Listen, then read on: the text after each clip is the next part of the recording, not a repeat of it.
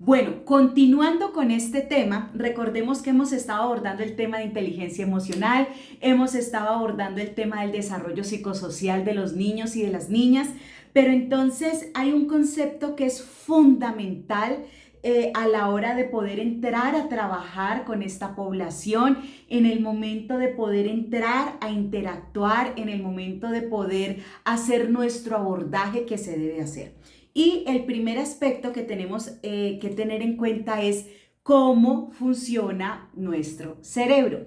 ¿Por qué me voy a devolver un poco a las bases conceptuales y del desarrollo neuropsicológico en los niños y en las niñas?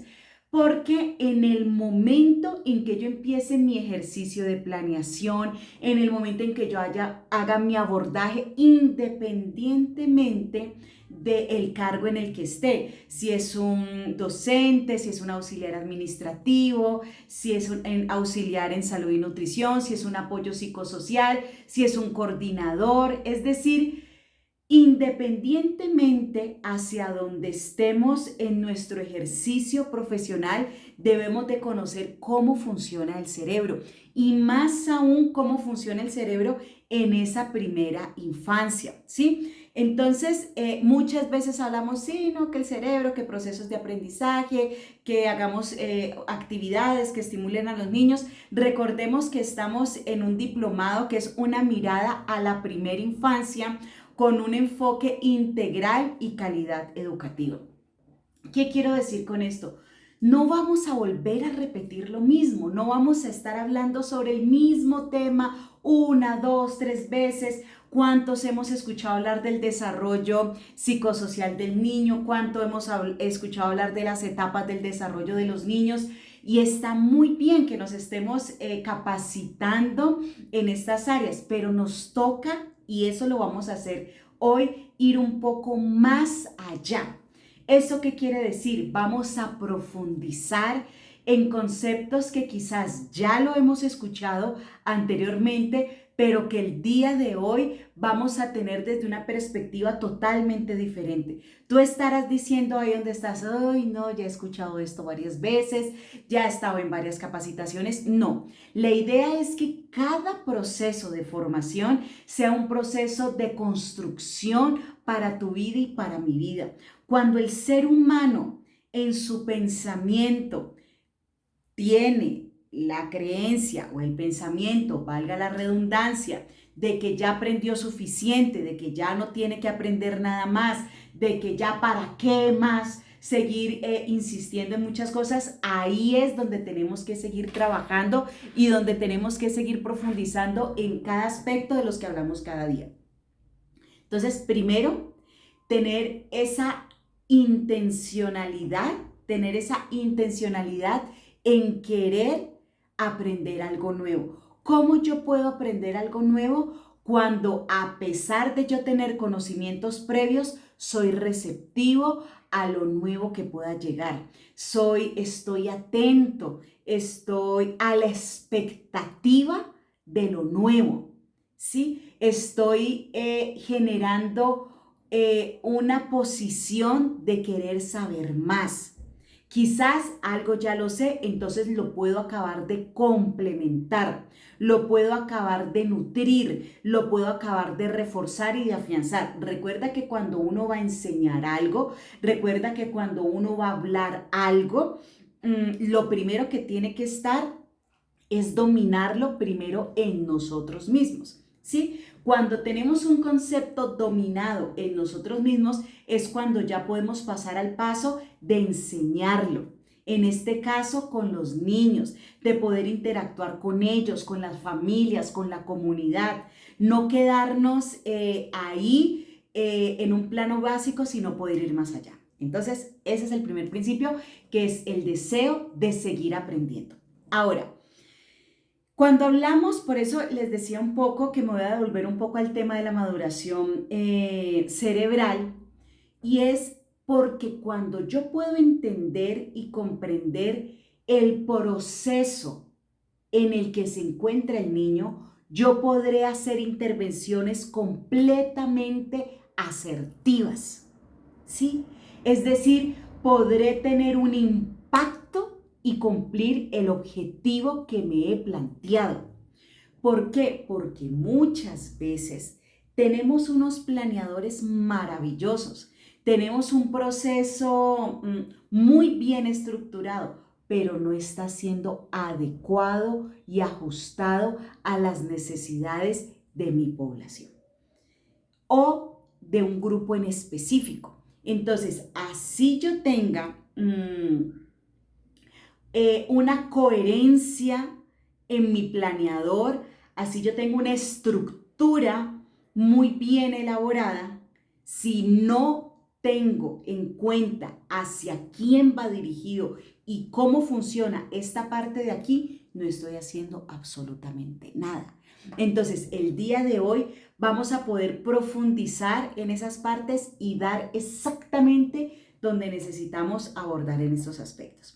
Entonces, el cerebro humano es un órgano complejo formado por la corteza, lóbulos y diferentes estructuras subcorticales, una sustancia blanca, una sustancia gris. La corteza sería la superficie del cerebro que se divide en dos, hemisferio derecho y hemisferio izquierdo. Entonces, no vamos a entrar obviamente a una clase de anatomía en este momento, pero entender por lo menos ese órgano que tanto hablamos, ay, usted con su cerebro, ¿qué piensa? ¿Qué piensa? Necesitamos por lo menos saber esas características fundamentales. El cerebro de un adulto aproximadamente pesa 1500 gramos, que representa únicamente el 2% del peso corporal, pero consume igual cantidad de energía que la musculatura esquelética en reposo. Es decir, el cerebro aparentemente no tiene mucho peso, representa solo el 2% de todo nuestro peso del cuerpo, pero el consumo de energía del cerebro equivale al sistema de la musculatura en reposo. Es decir, tiene una alta consumo de energía. Por eso, profes, los que están acostumbrados a no desayunar es muy grave porque apenas nos levantamos, lo primero que necesita el cerebro para su funcionamiento es la glucosa, es la energía con la que va a trabajar. Y muchas veces uno escucha, no, es que a esta hora no me entra el desayuno. No, es que a esta hora se me dificulta poder comer. No, es que no me va muy bien a esta hora, yo como después. Pues es un error muy grande. Ahora imagínense uno queriendo decirle a los padres de familia que le dé los desayunos a los niños a tiempo, los fines de semana, bueno, un poco de recomendaciones que ni siquiera yo la estoy cumpliendo. Entonces, el cerebro consume una gran cantidad de energía y necesitamos poderle proporcionar lo que él esté necesitando en ese momento. Ahora, hemos escuchado hablar que el hemisferio derecho, del izquierdo, y que cada uno tiene unas particularidades y tiene como unas áreas específicas de funcionamiento. Sin embargo, ellos no operan de manera separada. Yo no puedo decir, hoy lunes voy con el derecho, el martes voy con el hemisferio izquierdo. No funciona de esa forma. En cuanto a los dos hemisferios que lo dividen, se sabe que el derecho está más relacionado con la visopercepción y con la percepción más global.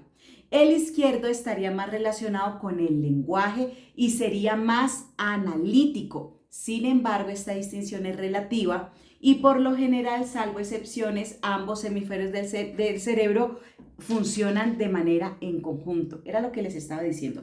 Por más de que cada uno puede tener una especialidad y por más de que cada uno tiene unas áreas en las cuales ellos más se fortalecen, no quiere decir que nosotros andemos disociados desde los hemisferios. Voy haciendo todo este preámbulo para poder llegar a este tema tan importante que es conocer el cerebro de desarrollo de los niños. Tenemos entonces las muy conocidas neuronas o las conexiones neuronales, que son cuando una neurona está acá, otra neurona está acá y entre ellas se juntan, y a esto es lo que se llaman las conexiones neuronales.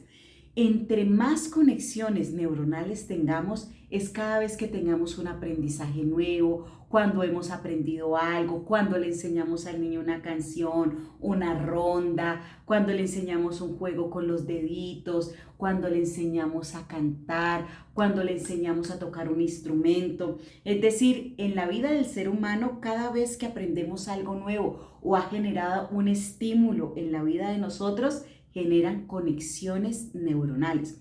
En los adultos también. Si, por ejemplo, una persona no sabía manejar y aprende a manejar carro, una nueva conexión neurológica tiene en ese momento.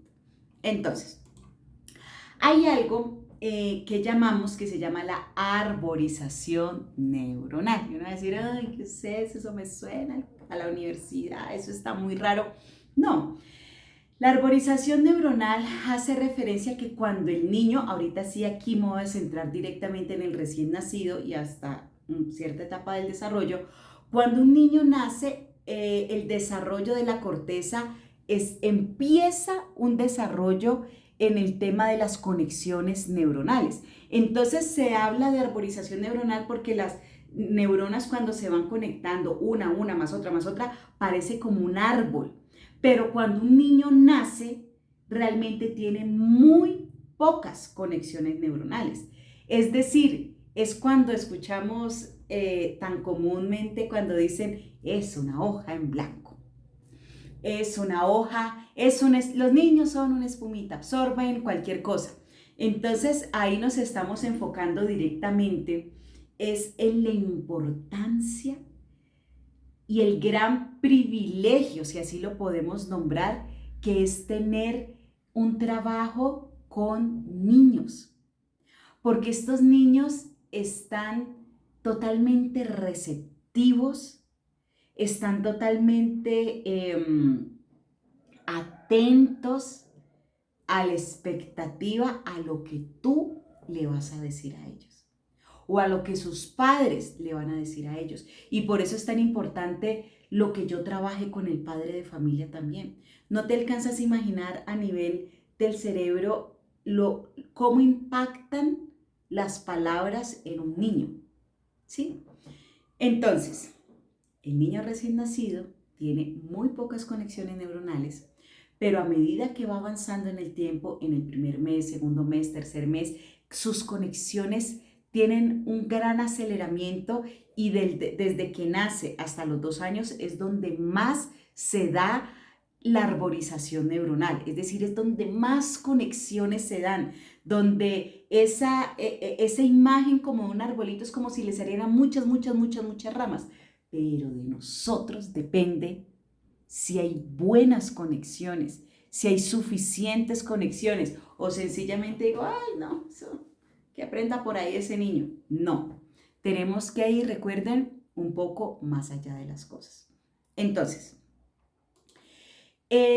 hace mucho tiempo atrás se hablaba de una disciplina que era la frenología y hablaba de las diferentes zonas del cerebro y resulta de acuerdo que al tamaño de la cabeza que usted tuviera, era como el nivel de inteligencia, en pocas palabras, entre más cabezón, más inteligente, en buen sentido de la palabra.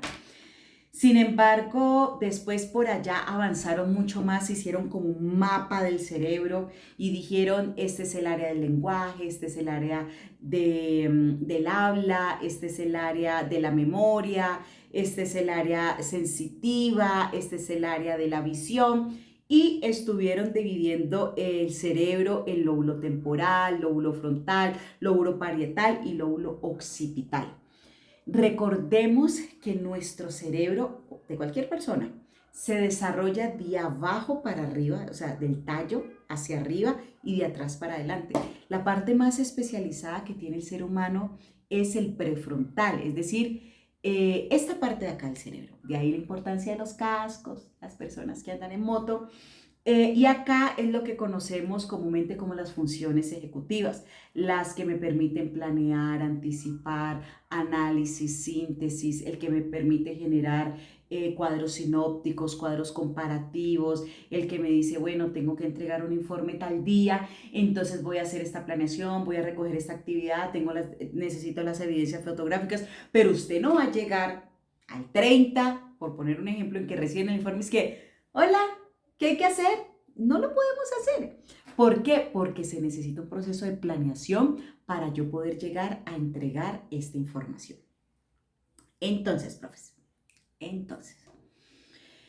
por más de que sí existen áreas específicas del cerebro, después, mucho tiempo después, hubo un autor, Luria, que habló de los sistemas funcionales complejos, los sistemas cerebrales complejos. Él quería o dio a entender que aunque tengamos áreas específicas en el cerebro, ellas funcionan de manera articulada. En este momento que yo estoy hablando, yo no puedo decir solo está funcionando mi área motora del lenguaje. Está funcionando el lenguaje motor, que es el que me articula, el lenguaje comprensivo, que es el que tiene una coherencia en lo que yo estoy hablando. Está funcionando una memoria, porque yo estoy recordando, estoy utilizando conocimientos previos que tengo, estoy utilizando, la parte del sonido. Es decir, para yo poder hablar, no es solamente una sola área. Entre ellos se conectan para poder llegar a dar esa respuesta. ¿Que la hacemos de una manera muy rápida? Sí, pero desde ahí hablaron de las áreas funcionales del cerebro y de los sistemas funcionales. Aquí hasta este momento vamos entendiendo que las cosas no se pueden ver de manera fragmentada. Lo vemos viendo primero desde el tema de los hemisferios. Por más de que tengamos dos hemisferios, ellos son totalmente articulados y funcionan de manera articulada, no están totalmente independientes y cada uno haciendo a su parecer, no. Vemos la importancia de las conexiones neuronales y de la arborización neuronal, que en los 2 primeros años de vida se da muchísimo. Lo seguimos teniendo aún de adultos, pero hay unos tiempos en que se potencializa mucho este proceso. Y estamos abordando también lo que son las áreas funcionales del cerebro. Entonces, y los sistemas complejos, entendiendo que ellos, para que funcionen, es de manera articulada. Miren, dentro de nuestro mismo cuerpo nos enseña la misma estructura orgánica que las cosas funcionan de manera articulada. Y de ahí también la importancia del trabajo articulado en equipo. Es decir, el docente no puede decir, esto es lo mío, el auxiliar no puede decir, esto es lo mío, yo ya tengo mis carpetas listas, yo no sé, la nutricionista no puede decir, yo ya pesé y ya tallé, esto no es conmigo, yo ya no sé, lo mío yo ya lo terminé. La psicóloga o el trabajador social no puede decir, yo ya hice, yo ya tengo este seguimiento, esta bitácora, yo ya terminé aquí. El coordinador no puede decir, no, pues mi parte yo ya la hice. No, porque el niño es uno. Entonces, yo voy a ser muy insistente y lo voy a hablar muchas veces esta parte, y es la importancia de la articulación. ¿Esto qué quiere decir? El mismo cerebro nos muestra cómo funcionan estos procesos, y yo necesito también alinearme a lo mismo que sucede en la misma estructura psíquica. Bueno, entonces, ahí vamos bien, ahí vamos entendiendo que el cerebro es una parte fundamental, que en los niños empieza un proceso muy importante en su desarrollo, que en mí está ese proceso de potencialización, de estimulación. Ya más adelante les hablaré al respecto, porque estamos hablando de todo ese desarrollo psicosocial del niño, pero yo no lo puedo ver en un solo aspecto, yo lo tengo que englobar, pero entendiéndolo sobre todo desde la estructura macro. Es decir, empezando desde el cerebro. Ahora, cuando hablamos del desarrollo psíquico, y esto que les voy a comentar aquí es muy importante, para cuando los papás hacen estas preguntas. ¿Y por qué no me le deja planas al niño? ¿Y por qué no utilizan cuadernos aquí? Pero, ¿y qué es lo que pasa? Pero es que mi niño ya va a entrar a la escuela y aquí no les enseña nada. Usted todo el tiempo cantando. Yo quiero, profe, que usted por favor me colabore y le pueda enseñar algo al niño. Planas, déjele alguna plana, le traigo un cuaderno. ¿Cuántos cuadernos le van a pedir? Y hay una percepción, obviamente, de ver al niño desde solo una esfera y es lo que les voy a mencionar ahorita.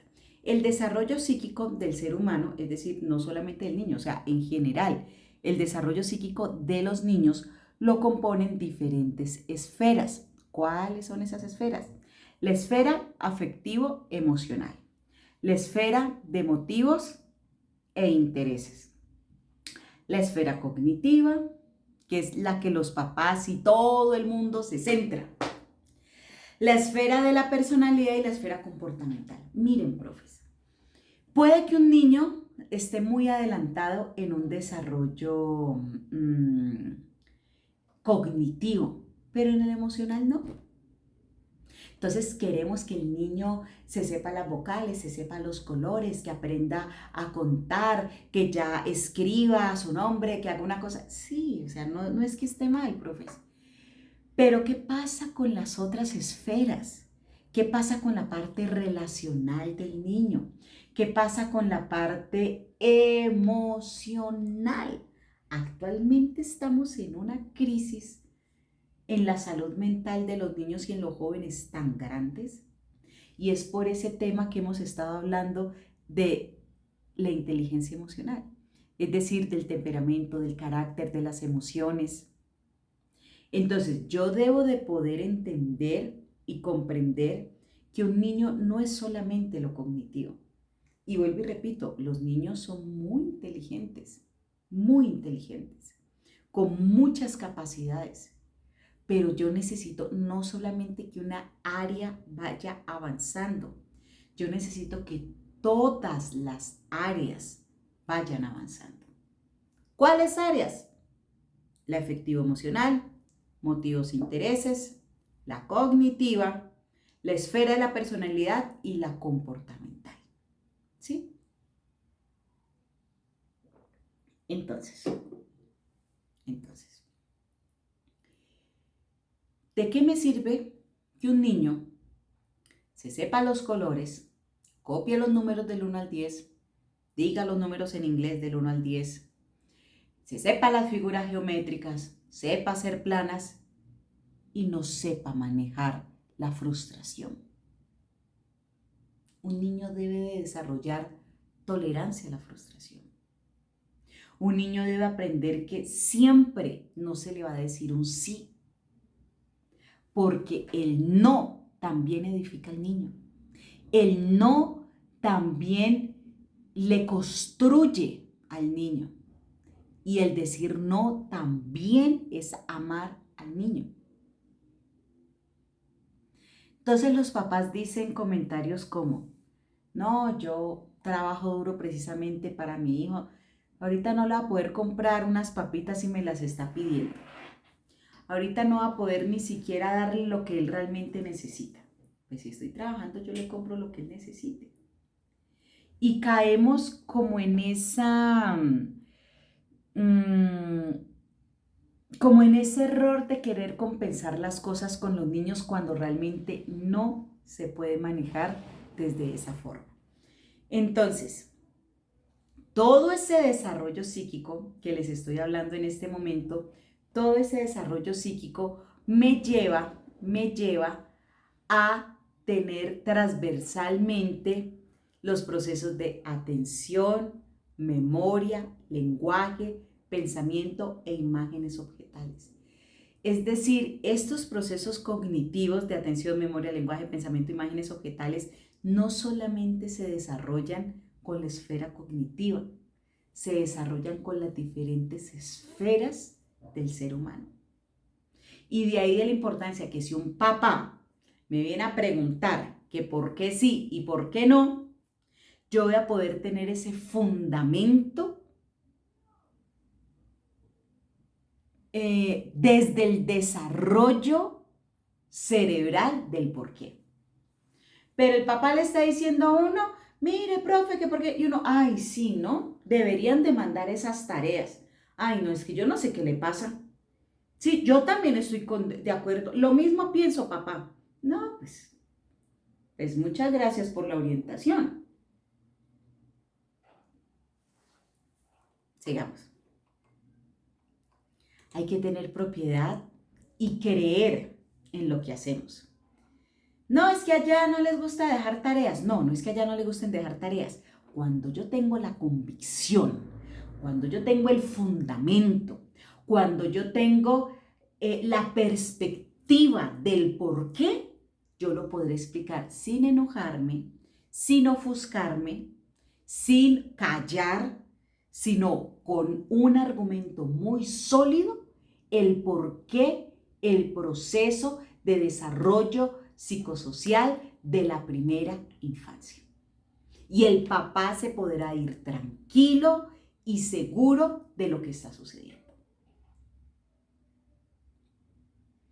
Pero si yo titubeo al hablar, si yo mismo tengo las dudas de por qué no ponen planas o por qué no se acelera más ese proceso en los niños, esa duda, así usted no diga esa duda a la otra persona, se refleja en usted.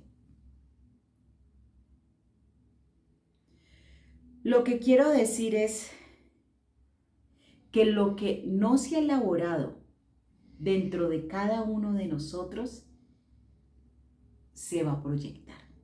Al igual que lo que sí se ha elaborado en cada uno de nosotros también se va a proyectar.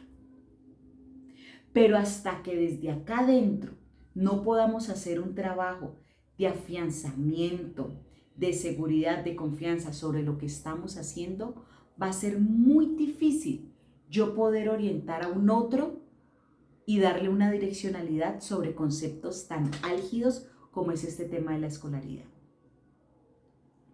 ¿Okay?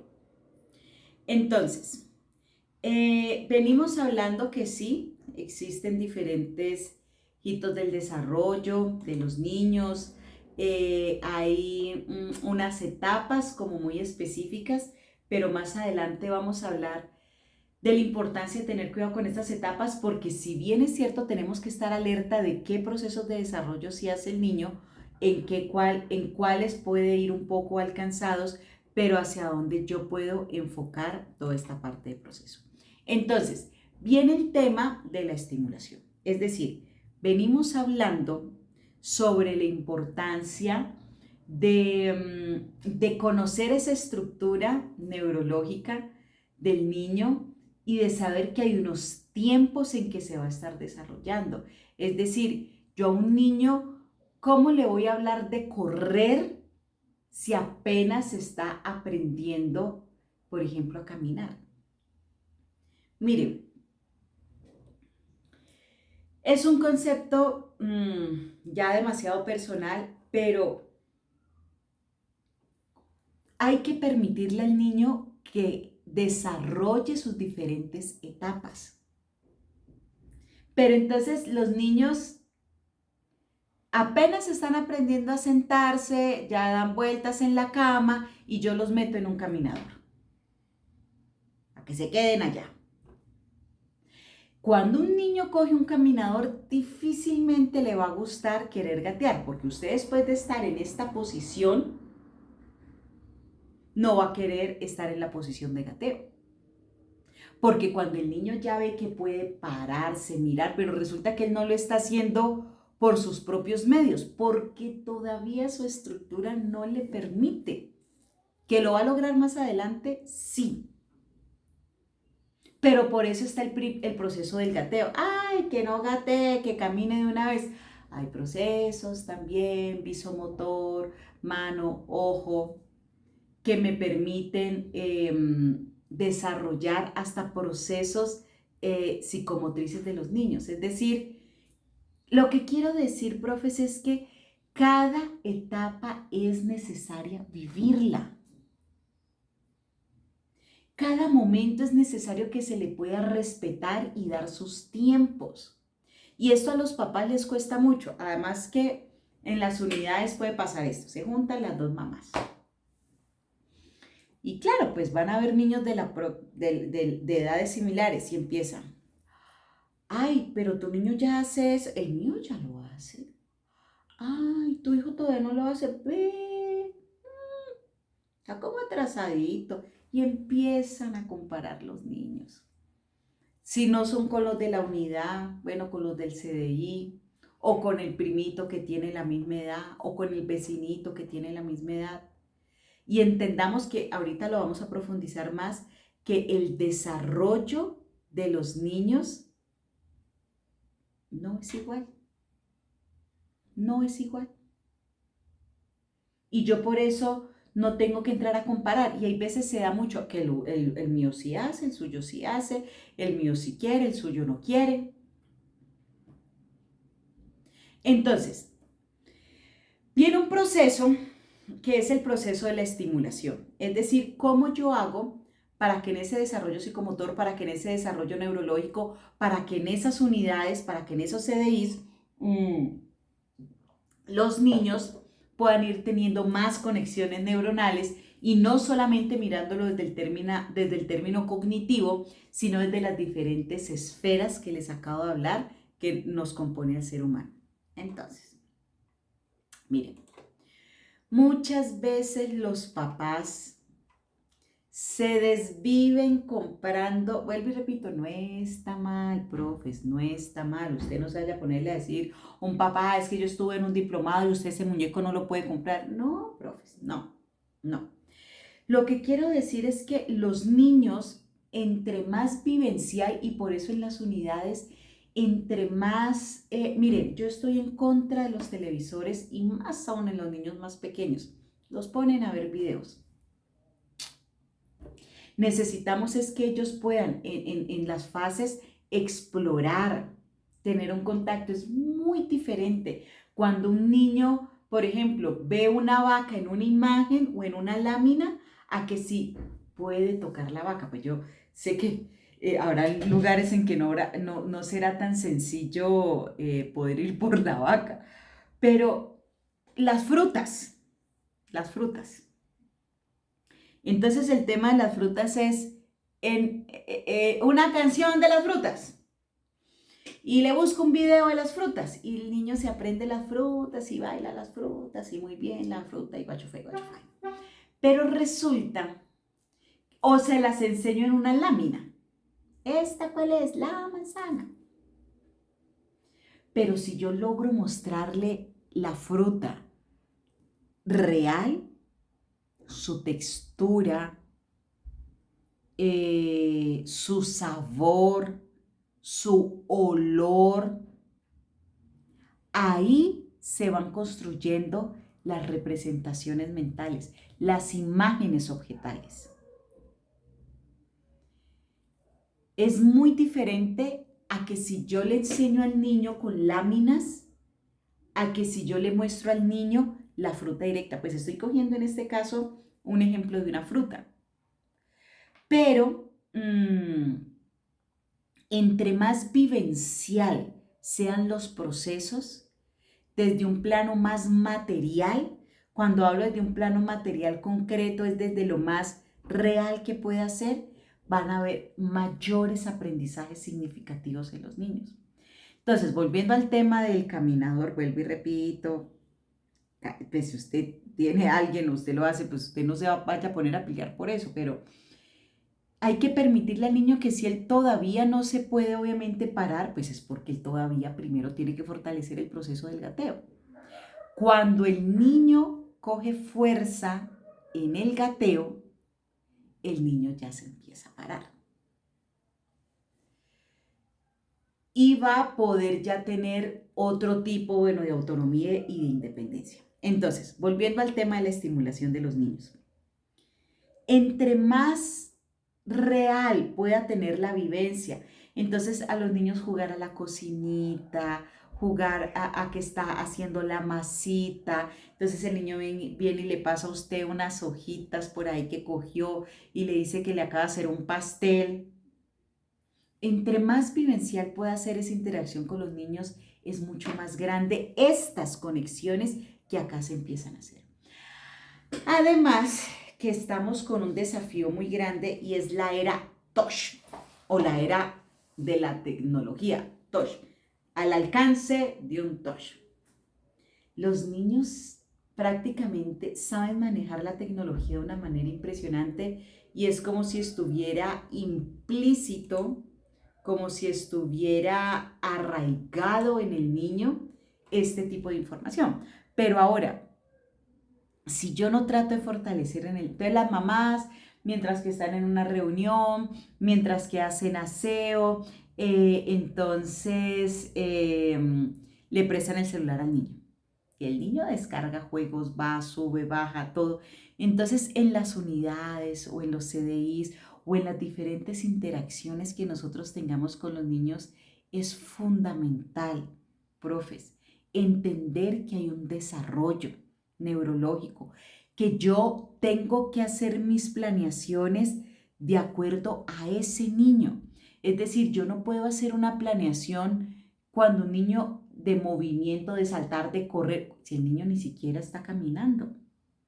Es decir, yo debo de entender, es decir, yo no puedo buscar, ay, viene algo en internet buenísimo, no, está divino esta idea, no, la voy a hacer en mi unidad, la voy a hacer en mi salón. Y quiero coger de diferentes partes y venirlas a traer acá. No es que esté mal investigar, profes, de hecho está bien buscar de otras fuentes, indagar, buscar y descargar diferente material, no está mal, está muy bien. Pero eso que yo descargo y eso que yo busco después, yo lo tengo que filtrar. ¿Qué es filtrar? Es poder decir, esto sí me sirve para este grupo etario que tengo o definitivamente no me va a servir. Pero yo no puedo hacer encajar una planeación que no es por dar el gusto de eso que descargué desde internet, porque no cumple con las necesidades de los niños. Y por eso vengo a hablar un poco y me retrocedo un poco con el tema del desarrollo neurológico. Porque hasta que no se cumplan ciertas etapas y ciertos procesos desde acá, yo no puedo estar haciendo cosas que no van al contexto de la edad del niño. Además que acuérdense que no es solamente ver al niño desde la esfera cognitiva, sino también el niño en toda su dimensión. Y vuelvo y repito, y una de las dimensiones con las que más estamos teniendo dificultades en este momento, y es el tema de la dimensión, es el tema de la dimensión emocional. Tenemos niños que la mamá no le puede decir un no. Lloran, se tiran al suelo, hacen unas pataletas. Y ahorita vemos a los papás chantajeando todo.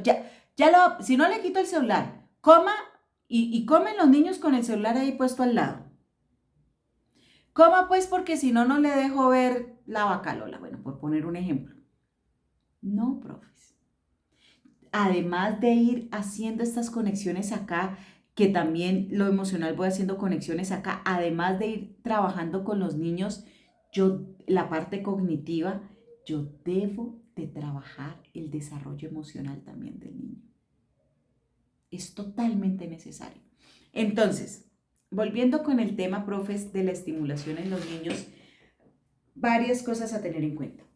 1. Entender en la etapa de desarrollo en que se encuentra el niño.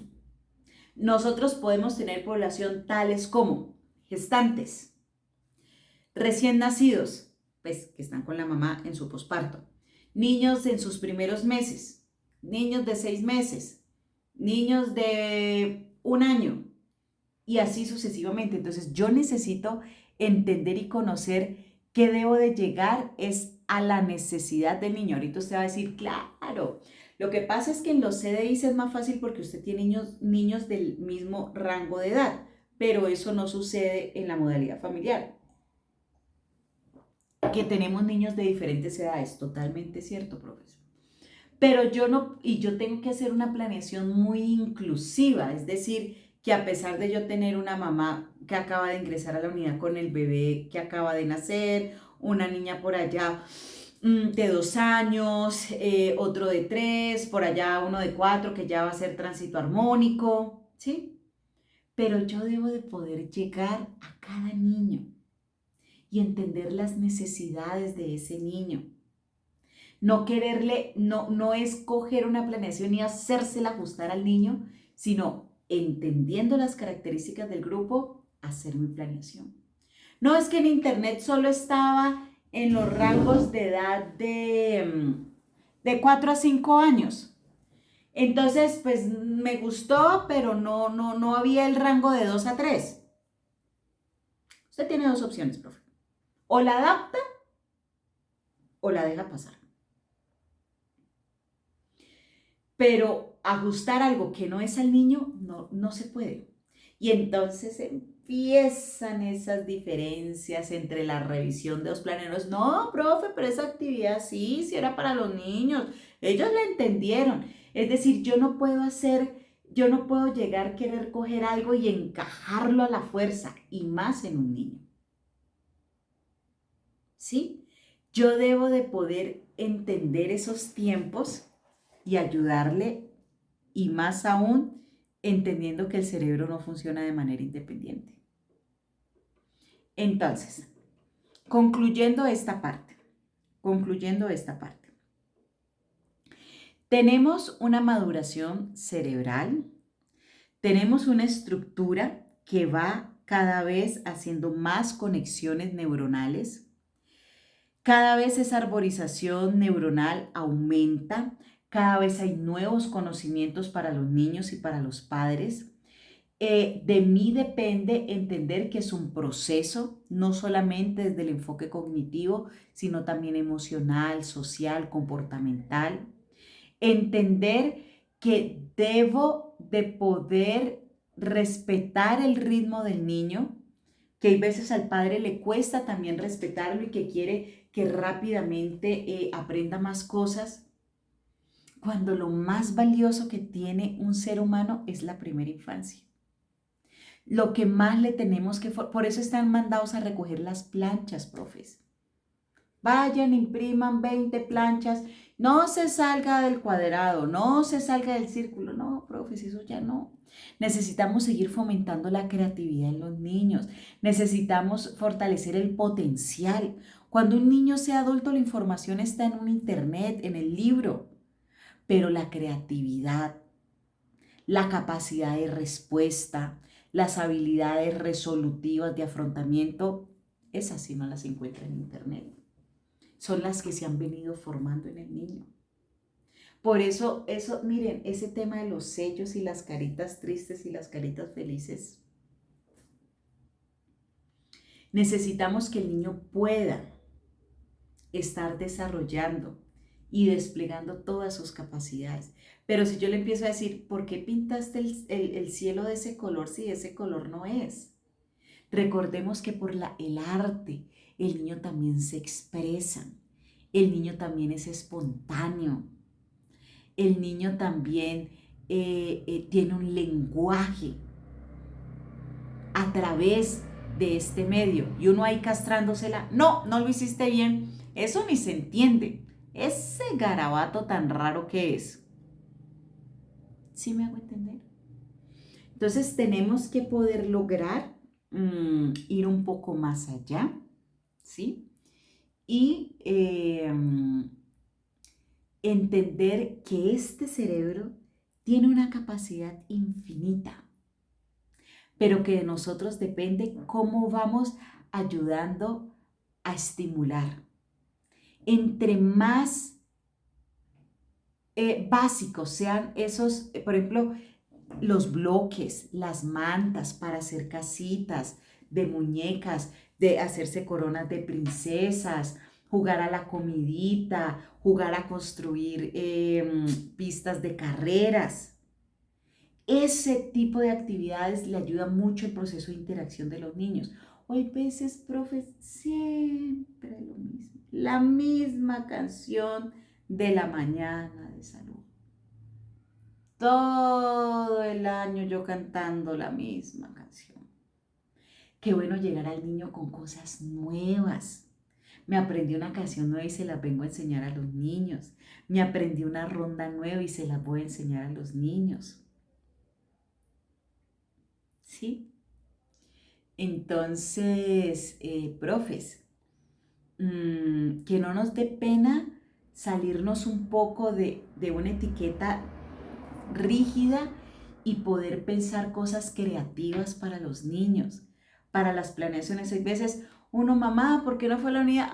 ¡Ay, qué pereza! Otra vez con lo mismo. De hecho, el mismo tono de voz, de entonación. Mire uno como maestra, buenos días, mamás, espero que estén muy bien.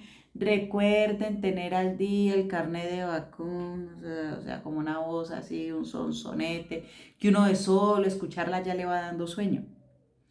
Pero cuando uno llega a la unidad, hola mamás, papás, buenos días, hola mis niños, ¿cómo están? Hoy les traigo una sorpresa, hoy les traigo una nueva canción para ustedes, vamos, acérquense acá. Ay, ha llegado un amiguito nuevo a la unidad, una mamita nueva. Cuéntanos cómo te llamas, cuáles son tus gustos, háblanos de tu nené. Los demás niños, démosle un saludo de bienvenida a este nuevo compañerito. Es decir, recuerda que de pronto en la vida de ese niño, tú eres esa luz que ha salido al camino para cambiar muchas cosas. Pero yo no puedo entrar a la misma monotonía de ellos. O a buenas, ¿cómo está? Vea, le van a dar una información, vea que para tal día vamos a hacer revisión de carpetas, entonces que por favor, no, o sea, lo mismo no, algo diferente. Trae a cada día algo diferente. Trae algo nuevo.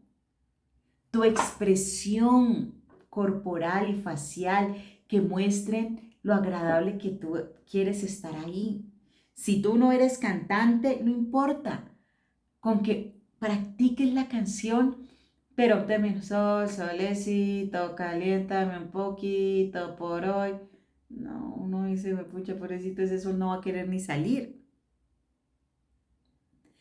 Pero por el contrario, puedo cantar hasta la misma canción del solecito, pero mi actitud, mi entonación va a tener un impacto diferente en ese niño y en esa familia. Sol, solecito, caliéntame un poquito por hoy y mañana y toda la semana. Pero no hay veces sol, solecito, llamando a lista, llenando algo en la carpeta, recogiendo cosas. No, estoy poniendo ejemplos diferentes, miren, se me van viniendo a la mente, no estoy queriendo decir que pase eso, pero entendiendo en este momento que hay acá un universo completo por conquistar, en tus manos está esa gran tarea de poder impactar y dejar una huella en la vida de los niños, pero no una huella de dolor, de tristeza, es decir, yo no quiero saber nada de esa profe, sino de poder impactar en muchas cosas de las áreas de la vida de un niño. Recuerda lo que te estaba diciendo ahorita, tú puedes ser la luz, tú eres la luz, y más aún los que son en la modalidad familiar, en esa zona rural dispersa que es tan lejana. Imagínate que cuando tú llegas allá, en esa semana, lo más grande que pudo haber tenido el niño eres tú. Tus palabras, tus abrazos, tu amor. Porque todo lo que se haga con el corazón impacta en la vida de la otra persona.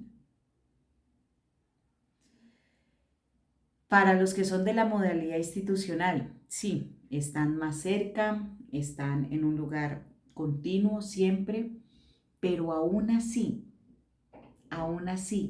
recordemos que mientras que el niño permanezca esas 8 horas o el tiempo que permanezca en la unidad, es un tiempo en el cual tú lo tienes ahí para poderle sembrar, para poder impregnar en él esa impronta de cosas grandes y maravillosas para su vida.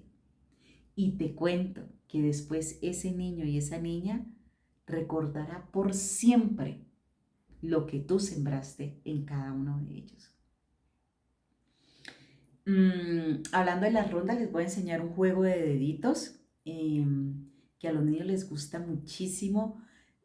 No solamente una canción, sino todo lo que también pueda traer la parte de expresión corporal. Este es con los dedos, pero hay muchas más rondas que son de movimiento y a ellos les llama mucho la atención. Y vamos trabajando por medio de esas rondas. Atención, concentración, memoria, muchas cosas que ellos van a poder ir mejorando. Recuerde, para trabajar procesos cognitivos no tengo que sentar a un niño con un cuaderno y un lápiz. Por medio del juego, del arte, de la literatura, de la interacción, de la socialización, yo puedo trabajar procesos cognitivos. Entonces mira la canción, te la voy a enseñar. Esto ayuda a la parte de la motricidad, a nombrar los dedos, y obviamente pues a la parte de lo que es el canto. Uno después al otro día no, cuando se vuelve uno a ver con el niño, ya sea en la modalidad familiar, institucional o en la modalidad que sea, pero tú después, ay, ¿quién se acuerda de la canción? Ay, yo ya estoy trabajando memoria, cántame la canción, ya estoy trabajando la parte del lenguaje, la expresión. Es decir, yo a una actividad le puedo sacar mucho el jugo, por así decirlo, cuando tengo una intencionalidad en esa actividad. Entonces, Meñique se fue a paseo sin permiso de anular. Cuando corazón se entere, un regaño le va a dar. Índice lo está buscando Pulgar. Cuando encuentren a Meñique, un regaño le va a dar. Entonces uno ahí que puede trabajar con los niños. Vuelvo y repito, uno, el nombre de los dedos. Entonces tenemos, obviamente, pues meñique, anular, corazón, índice, pulgar. Tenemos todo lo que es interactuar con los deditos y obviamente la historia que se está cantando ahí pues es cuando un niño no pide permiso y se va también sin pedir permiso. Entonces, sí son como muchas de las cosas que nos toca que estar ahí. Se las voy a repetir nuevamente para ir finalizando esta parte de acá. Meñique se fue a paseo sin permiso de anular. Cuando corazón se entere, un regaño le va a dar. Índice lo está buscando Pulgar. Cuando encuentren a Meñique, un regaño le va a dar. Entonces, eso les gusta mucho a los niños. Esto para niños que ya puedan mover más los deditos. Volvemos a lo mismo. La importancia de poder llegar a las necesidades del niño. Niños más pequeños les va a costar ni siquiera, acuérdense que el proceso de señalar es un proceso de señalar y hacer pinza, es un proceso neurológico, o sea, desde acá, que es de mucho avance. Entonces, yo no puedo pretender que un niño bebé, que meñique se va a paseo, pues a duras penas se chupará el dedo. Entonces, yo debo estar muy pendiente. Y quizás para niños más pequeños, puedo hacer más un juego, les voy a cantar uno que es el de la liebre, y es más con ese, o sea, volvemos a lo que les estoy diciendo, ajustar las actividades de acuerdo a las necesidades del niño. Tenemos el de los dedos y tenemos esta que sí son como para niños mucho más pequeños. Entonces, uno le dice a los niños, bueno, aquí está la liebrecita. Entonces uno les dice, la liebre subió a la montaña, la liebre subió a la montaña, a ver lo que había del lado de allá, a ver lo que había del lado de allá. ¿Y sabes qué había del lado de allá? Le preguntan a los niños. Pues el lado de allá. Y los niños se ponen a reír porque pues es una canción muy corta. Tú vas a interactuar y los niños van haciendo lo mismo. Entonces, la liebre subió a la montaña, la liebre subió a la montaña, a ver lo que había del lado de allá, a ver lo que había del lado de allá. ¿Y sabes qué había del lado de allá? Entonces, cuando los niños ya se lo saben, ellos van respondiendo, pues el lado de allá. Entonces, esas son diferentes estrategias. Y vuelvo y repito, aquí yo solo estoy hablando de ciertas canciones y rondas donde ni siquiera hemos hablado como situaciones de más movimiento, pero yo debo, listo, que en mi unidad tengo niños de diferentes lados, entonces, de edades, entonces yo tengo que ajustar las canciones, o bueno, para los niños pequeños, vamos con las mamitas, vamos a hacer el juego de la liebre, vamos con los niños más grandes, el dedo de los deditos, el juego de los deditos, ven acá tú, ayúdame tú a cantar, entonces yo puedo sacar a los niños, pero recuerden, estoy trabajando todo ese desarrollo de los niños psicosocial, de la interacción, pero ajustado a las necesidades de cada niño. Entonces, que si me encontré algo en internet, o lo ajusta o lo ajusta. Que alguien me prestó el planeador y está muy bueno, o lo ajusta o lo ajusta. Aún, en los CDIs que manejan grupos sectarios más estables, aún una maestra que haya llevado muchos años con un mismo grupo, nunca va a llegar un mismo grupo con las mismas particularidades. Así una maestra siempre haya estado en jardín, con los rangos de niños de entre 4 y 5 años, cada grupo va a ser diferente. Cada grupo va a tener unas necesidades. Y por más de que la profesora diga, no, yo ya tengo esa planeación de hace 5 años, 30 años, bueno, yo qué sé cuántos años. No, porque cada vez las necesidades son diferentes. Cada grupo viene con una necesidad diferente. Es decir, que aún el maestro o la persona, el profesional, el que esté atendiendo a la población, haya trabajado con ese rango de edad, siempre va a ser diferente el abordaje. ¿Por qué? Por las necesidades que vienen los niños. Es como yo poder comparar un grupo de niños de jardín ahorita con los de hace 20 años atrás. No. Hace poco escuchaba una canción y decía que había puesto un mensaje, un beeper. Yo decía, Dios mío, o sea, ¿quién habla de beeper ahorita? Nadie. O sea, ¿por qué? Porque eso era atrás.